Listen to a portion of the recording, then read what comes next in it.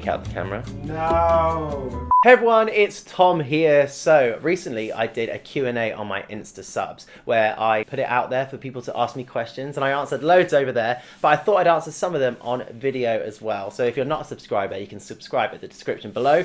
Let's get into it. So first question, does Robbie have a room to display all his Lego? I mean, I feel like he should, because he makes so many Lego creations all the time. Some by the books and some completely his own imagination. He finished the Titanic, which is like a 10,000 plus piece thing, which was insane, and he just does it on his own. He will sit there for hours and do it. And now he's in the middle of doing the Eiffel Tower because that's what Santa brought him. So he's very into his Lego.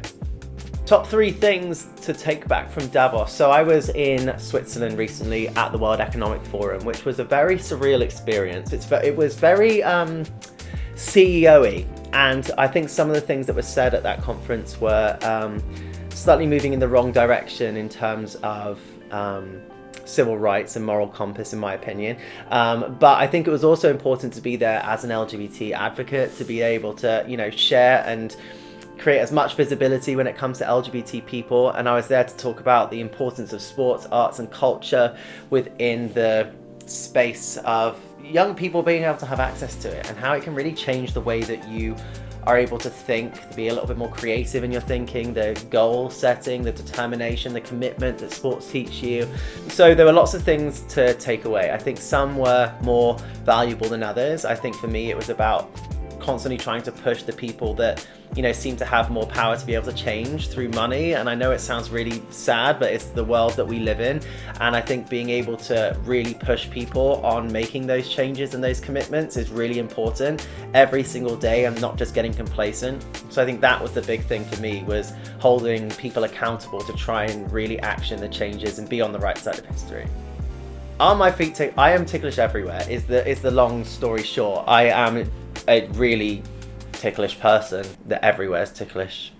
Knitting for me was it's kind of like my therapy. I feel like mindfulness can take so many different forms, and it started for me as doing guided meditation and guided breathing exercises, and then I had kids, and having kids can really change the way that your life and day plans out, because you can't always have the same 10 minutes to sit down. It can be interrupted, all that kind of stuff. My coach said to me that I'm so on the go and moving around all the time that I needed to figure out something to sit down, rest and recover well over the weekends. And that was when Lance said to me, why don't you try knitting? Because people on film sets knit all the time. They knit squares to pass the time. So got some needles, got some yarn, and went onto YouTube, looked at some videos, and before I knew it I was learning to knit, became obsessed, and you know, I haven't really looked back since. Mixing a busy work schedule for myself and Lance is really difficult with the kids in so many different ways, and I think for us it's about really making sure that we prioritize time with the kids when they get home from school and stuff, to be able to have those fun memories. We always make sure that we sit down together and have dinner every evening. We always make sure that we're reading a book together every evening.